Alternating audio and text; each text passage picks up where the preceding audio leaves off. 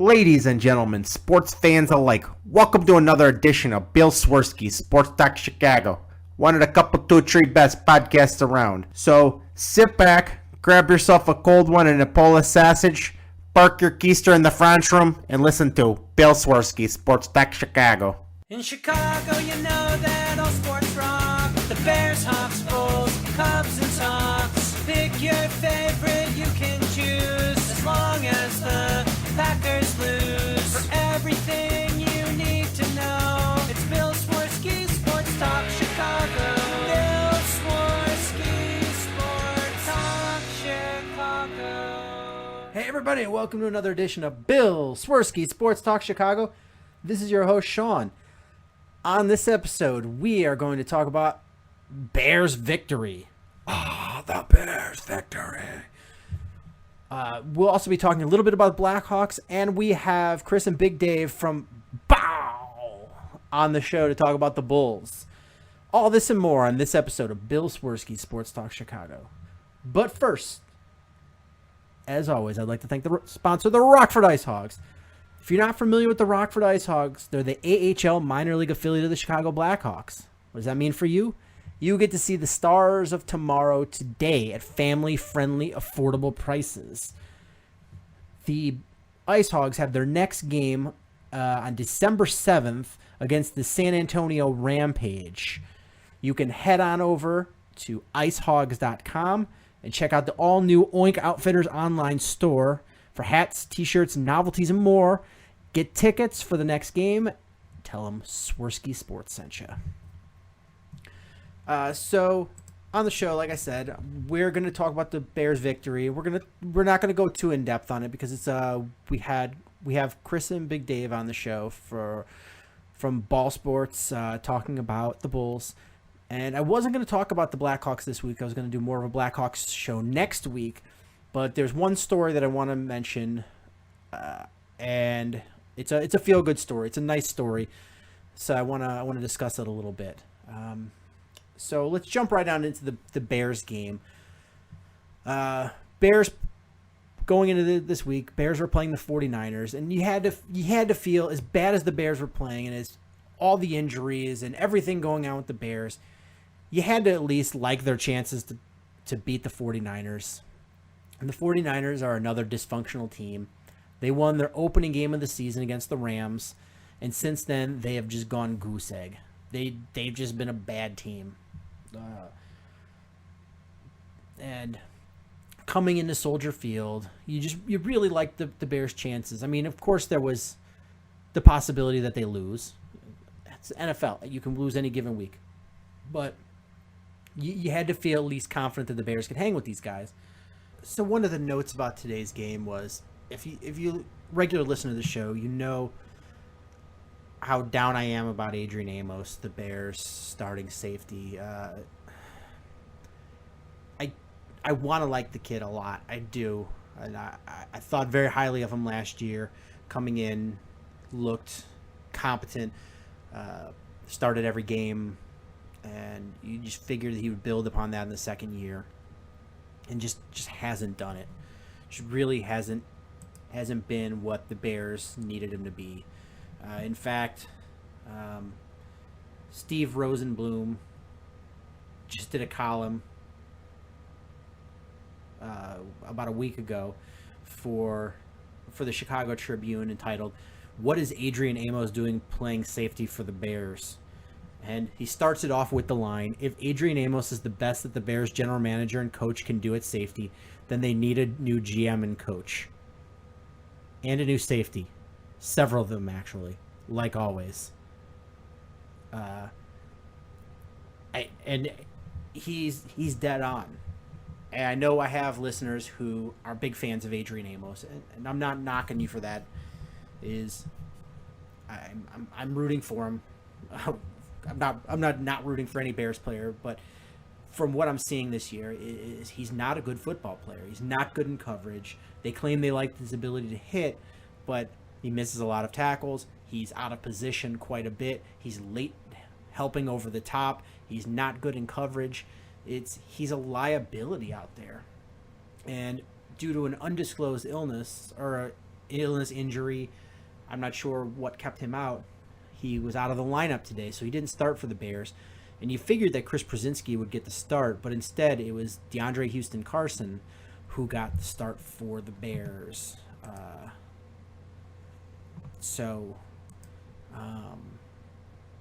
Yeah, it was so watching the Bears, I was expecting the problem that the Bears would have with the 49ers would be the running ability of Colin Kaepernick. I really thought that would be the X factor, and that would, if the 49ers were going to win this game, it was going to be on the back of Colin Kaepernick's legs and ability to scramble for probably 100-plus yards. Like, that's going to be the key, the X factor of the 49ers winning this game. But in really sloppy conditions, I mean, in this game, the snow started in Chicago, and we weren't expecting a ton of snow. The forecast for this morning was calling for that part of the city where Soldier Field is 2 to 3 inches. Yeah, okay, that's not bad. I think we probably end up getting more than that, but it wasn't just that it was the amount of snow. It was how heavy it was and fast it was falling, and it was, it was for being December in Chicago, it's fairly warm out. I wore shorts outside today. I know it's a little crazy, but it's not that cold. So it was that wet, heavy. But in these wet conditions, it was really tough to throw this ball, and you saw that in a really sloppily played game. In the first half, the first quarter, there was no passing attempts or no completions. Sorry, there was no completions the whole first quarter of the game. I think the first completion of the game came with 3 or 4 minutes left in the second quarter. So almost the entire first half of the game, and you didn't have a single completion. It was unreal, and it was looking like it was going to come down to who could run the ball better and who didn't make any mistakes. And in that first half, as you saw, the tandem of Chandron and Carlos Hyde really running well against the Bears defense, and Jordan Howard looked okay, but the Bears made mistakes to stop drives, and then they had the fumble on the kick return, and that really set up the 49ers, and it was it looked like the Bears weren't going to be able to do anything. Miserable conditions. You had Josh Sitton decided not to play the last minute, so they had Eric Kush starting in at guard. You get Cody Whitehair end up getting hurt, and they have to move Kush over to play center, and then they bring in injured Josh Sitton to play guard because they just didn't have any people. You're running thin on wide receivers. You got your third-string quarterback who's only been with the team a couple weeks starting. It was just, and you're down 6-0. It didn't look. Oh, and then you had a blocked punt too. So the blocked punt was it was a blocked punt fair and square. The 49ers picked it up, and they thought they returned it for a touchdown. And they started doing a crazy team celebration, making snow angels and whatnot. But it turned out that it was the returner of the 49ers ended up going out of bounds at the 4-yard line. Bears defense held strong, got him a field goal attempt, go down 6-0. And at this point, you're really thinking, God, are the Bears this bad that they can't do anything against the 49ers? I mean, sure, on defense, you saw a couple of times that they got after Colin Kaepernick, but you saw Colin Kaepernick run a few nice runs, like he had a 14-yarder.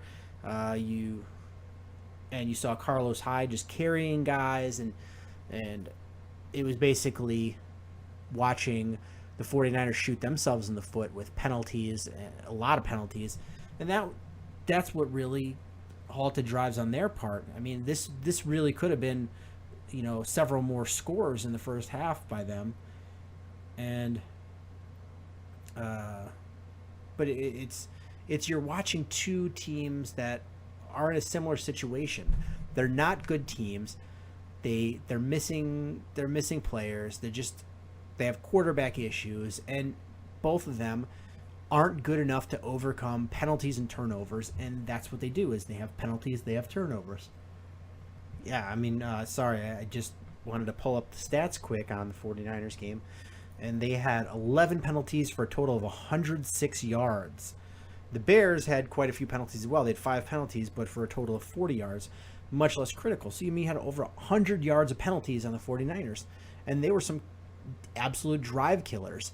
And this was already a tough game because that when you have that wet snow is, number one, it's heavy, makes the ball really heavy.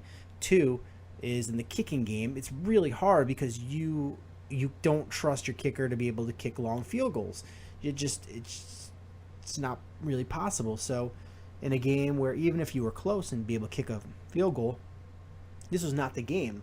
If it ends up being like a 50-yard kick, most 99 out of 100 games you're trying making that attempt, and this game now you're going to punt.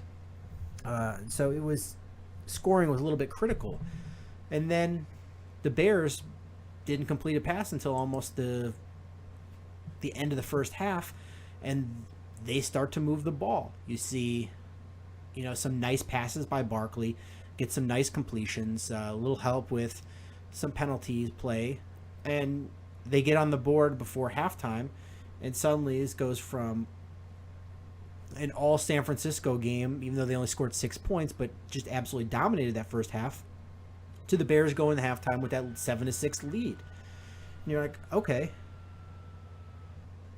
I want to correct myself. I said earlier that DeAndre Houston Carson got the start. It was actually Deion Bush got the start, opposite of Harold Jones-Quartet. But going back to it, it's the second half came out, and the Bears just started to figure it out on offense. I mean, Matt Barkley ended up completing 11 out of 18 passes for 192 yards, which doesn't, and no touchdowns, no interceptions. But you're like, man, those aren't good numbers. But I'm gonna compare the 49ers passing attack versus the Bears. Matt Barkley had 192 yards passing. Blaine Gabbert came in sometime in the second half to relieve Colin Kaepernick. Blaine Gabbert threw for 35 yards. Colin Kaepernick played a majority of the game. He had 4 passing yards. 4. And that number between 3 and 5. Not 40, not 400, 4. 4 yards. That is bad. This is awful. So they had a total of 39 yards passing. The Bears had 192. So really, in these bad conditions, Matt Barkley looked pretty good. I mean, he wasn't lighting the world on fire, but he was moving the sticks, and he was, a lot of them were with Soldier Field's turf. We all know it's terrible, but the Bears, they had the advantage on offense with the wet snow and the bad turf and any kind of double move, and you found yourself open. So, I mean, Matt Barkley was throwing these ones out that the wide receiver would have to stop and wait for it to come, but it doesn't matter. He was getting it, and the Bears players were catching it. On the receiving front is, Josh Bellamy redeemed himself by having almost 100 yards receiving. Cameron Meredith had a few nice catches, including a 28-yard reception. Deontay Thompson had a few. But you saw the Bears players, even in the tough balls, start to come out and catch it and try to redeem themselves, and that was nice to see. You see the little bit of redemption from their game last week. But the story was nice that with this banged-up offense, they put this game squarely on Jordan Howard's shoulders. We've been complaining for weeks and weeks and weeks that even when Jordan Howard looks great, they're not giving him the ball enough. They're not running the ball enough times. And this game, Jordan Howard got 32 carries. 32 carries. Josh Bellamy had 1 on a misdirection. Kadeem Carey had 2. Jeremy Langford had 1. And then there was 4 scrambles by Matt Barkley. But you saw them run the ball. And, I mean, I know with the conditions, it sort of forced Dow Loggins' hand that he couldn't throw 50 times like he did last week. You can't throw 54 times in these slushy, wet, heavy conditions. It's just not possible. But he rode on the back of Jordan Howard, and the Bears had to be, they were successful. They were successful in doing that, and you wound up with getting down to the goal line, and you didn't do any funny business. You weren't trying to do any misdirections. You just ran the ball straight ahead like you did between the 20s, and you saw what happened is Jordan Howard gets 3 rushing touchdowns. That's hopefully when they go back and look at this tape, they don't look at it as an anomaly. Oh, well, because of the weather, we had to do X, Y, and Z. They look at it as, you know what? We have some difficulties in protection patterns. We've already lost Kevin White for the year. We've lost Alshon Jeffrey 4 games for suspension. We're on our 3rd string quarterback. Maybe this isn't our forte to winning a game by throwing 54 times. And they start riding on the back of the running backs like Jordan Howard. This is another game of 100 plus yards for him, and he's having quietly a really fantastic season. I mean, he's probably going to end up with over 1,000 yards rushing, barring injury or any sort of catastrophic thing. And he had 3 touchdowns. And this was the highest scoring output that the Bears have had all season. They scored 26 points. And it was already the highest total they had before they got the safety at the end of the game. So 24 points is the highest output that they had all season. I mean, that just tells you the state that the Bears offense is in. And hopefully when Dow Loggins and John Fox review this tape, they take a look. We did good things by running the ball between the tackles. You really set them up. And I know you're playing the 49ers, but you came out and you handled business in the second half. You didn't make it a close game. You didn't leave it up to the officials' hands. You didn't use the weather as an excuse. You came out there and you just took care of business and you won that game handily. You won it by 3 scores. That's how you're supposed to do these things. You have these other games where the Bears just look so confused and lost. And I'm pulling up the actual stats here, and I know that they didn't have a lot of passing yards the 49ers did, but if you look, is the Bears front 7 got almost every single tackle in this game, and that's what you want to see. If you can keep everything in front of you, no big plays, and have your front 7 play strong, you're going to get great results. So Nakeem Hicks had a fantastic game. He had 8 tackles, 2 assists, 2 sacks, 2 tackles for losses. He was just a beast. Nick Kwiatkowski had a nice game. And we'll talk about that a little more in a minute. He had 9 tackles. Harold Jones Corte came up, got 7 tackles, and with 2 assists. Leonard Floyd came in there, only had 4 tackles, but he had 2 more sacks to his resume. But with the defense, the big Achilles heel was you can clearly tell that the inside linebackers, the starting inside linebackers, were missing. You saw Jarrell Freeman has been playing great this season. And, him being out with a suspension,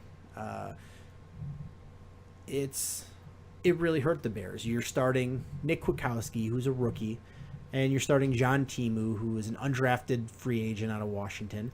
And I think Timu's got some nice instincts, and I said this when they, before the draft, is John Timu, I like the intangibles he brings. I think he's a very smart football player. He's very headsy. He knows what he's supposed to do. He just lacks a lot of speed, and that's going to hurt him in the NFL level. Nick Kwiatkowski, same thing, is he's lacking some speed. So you saw this when in the Bears game is if any kind of play broke to the outside, is it ended up getting way more yards than it needed to because those two linebackers just don't get to the ball fast enough. What else? And then you can't really analyze the play of the secondary because the 49ers had 39 yards passing. I don't really know what else to say about this game. It was a sloppy game. It's hard to tell anything from it. And I know a lot of the fans are just going to be pissing and moaning because they wanted the Bears to lose to be able to get a higher draft pick. And it's a double-edged sword. And this is my thoughts on it. Is if you're already this bad, you might as well be worse and get a better draft pick. I understand the logic of that. But no player is going to go out there and be like, well, screw it, we're just going to lose. Because any guy you bring in the draft, if you're a veteran and you're losing, they're probably going to bring in somebody younger and cheaper and faster to take your spot. And if you're a young kid and you're just calling it in and don't care about winning or losing, they're just going to cut you because you're not worth keeping around. They want somebody that's going to have a winning attitude that can perform. So the biggest issue is with losing is you don't want to lose the locker room. You don't want people quitting on you. And that's the beauty of this win is I'm fine with sacrificing a couple of draft positions to show that this team is still fighting, that this team is still trying to win, because this is going to carry over into how these young kids develop. If they develop with lazy habits, not caring about losing, that's what you're going to get going forward next year. Is you want these kids to be still hungry and still trying, even though they're losing. They're still coming out every week and playing hard and still trying to get that win. That's important. That's way more important than the difference between drafting second and drafting fifth. Honestly. And, unless there's, a couple of top-line quarterbacks. That's a different story. So I'm not sad that the Bears lost. Or Bears won. I just want to see them still fighting every week. Is there anything else I wanted to talk about in this game? It was basically a tale of two halves. The first half, just the Bears looked sloppy. They were sloppy as the field was. In the second half, they adjusted their cleats. They came out there with a game plan, and they really executed. And I have to commend Vic Fangio for in the second half coming out and being able to change up how you defended the run and be able to defend it much better, and getting after the quarterback, because you got 6 sacks in this game, which was just, granted the 49ers offensive line's not that great, but you have 2 mobile quarterbacks and you were able to get to them, and it should have been another sack. Leonard Floyd missed a sack. And then you have to commend Dow Loggins, because he came in there and made a halftime adjustment of how they were going to play this game. They saw that they were able to attack the 49ers with a passing offense, even though it was a bad weather night, is they trusted Matt Barkley, and Matt Barkley really came through with flying colors. And I've seen a lot online already where people are like, oh, Matt Barkley, we've got our quarterback of the future. And this is his 4th year in the league. Usually guys in their 4th year don't suddenly just figure it out after being on several different teams. I think Matt Barkley is a nice player, and he's coming into his own, but he's not going to be a guy that's going to take you to the Super Bowl.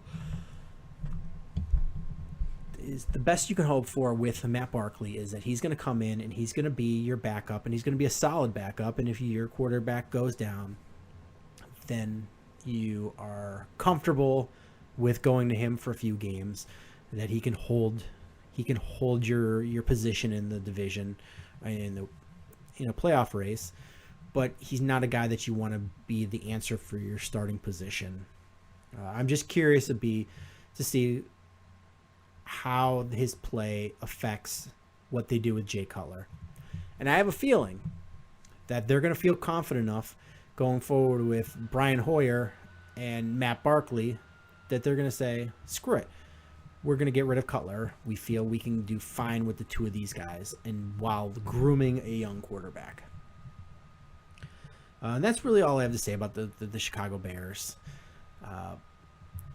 And I know you guys are going to have more, and I could talk more about it later if you guys have specific questions. But it was just an ugly game, and the Bears came out and looked good in the second half. And we'll see what they look like against the Lions next week.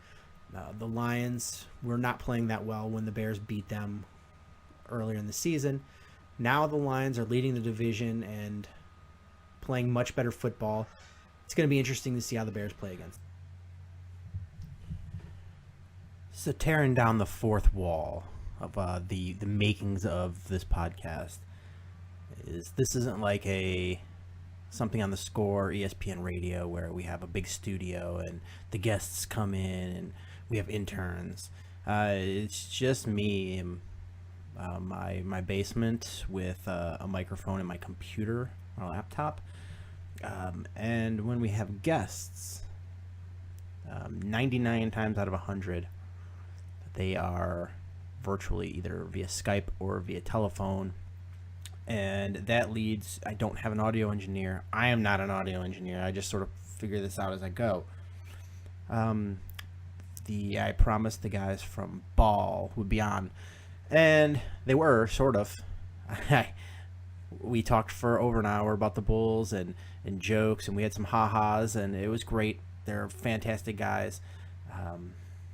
But the recording was corrupt, so the recording of it is not in existence. It comes out as a 1 second file with no sound instead of being an hour plus of really good radio. I'm going to try to have them on maybe next episode or so. But yeah, we do this, record it, and then I cut it into the regular episode of my show. So that's why you're hearing this instead of the rest of the episode. So we're going to cut back to the show, but definitely check them out at Bawl Sports. It's on Twitter at Bawl Sports, BAWL Sports, or ballsports.com. It's a great podcast. I highly recommend you listen to it. Great dudes, Chris and Big Dave. And finally, I want to talk about one quick story with the Blackhawks. I really wasn't going to talk about them this week. I've got a couple games on DVR that I'm catching up on because it's been a busy week. But there was an interesting story from Saturday's game. I was at work, so I missed it. Missed the game. I have it on DVR. But they were playing my wife's favorite team, which is the Flyers, because she's from Philadelphia. Don't judge her, please.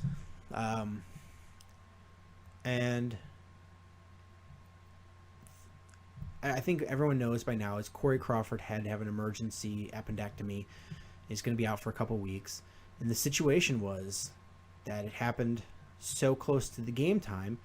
The game in Philadelphia was a 1 p.m. game, which is noon Chicago time. The Rockford Ice Hogs were in Grand Rapids, Michigan, and which is, if you're not from that area, Grand Rapids is it's not a very big city, and it's, to get a flight from there to Philadelphia, it's not like you're just gonna be like, go right to the airport and you're gonna get a flight. They weren't gonna have time to get a goalie from Grand Rapids to Philadelphia to be the backup. So the Blackhawks went to the Flyers and were like, we need help finding a goalie. The Flyers reached out to somebody that is an assistant coach for their youth hockey program that they have, so they're associated with. It's based in southern New Jersey. And one of the assistant coaches, Eric Swerski, he played in club hockey at Temple University several years before. So a couple of Flyers officials came up to him and said, asked him about his experience and such. And he's like, why are you guys asking? And they're like, well, the Blackhawks are in a tough situation and need an emergency backup goalie. And they're like, we need you to go home, get your equipment, and wait for a call. So he headed from the rink in New Jersey to his house in the Manayunk area of Philadelphia, got his pads. On the way, he gets a phone call from the Blackhawks saying, yes, we need you for tonight. He gets his pads, drives from his apartment to the stadium, and gets there half an hour before the game. And all the Blackhawks players welcome him by ribbing him for being late. And they cut him a slack and said they weren't going to fine him for being late, but they were all razzing him. The team didn't have any other jerseys that were goalie jerseys that they could give to him, so they had to give him Corey Crawford's jersey and just put a different nameplate on it. And so this kid goes out there. The last time he played a competitive hockey game was a club game. It wasn't a official college game. It was a club. There was a club team, and it was December of 2015.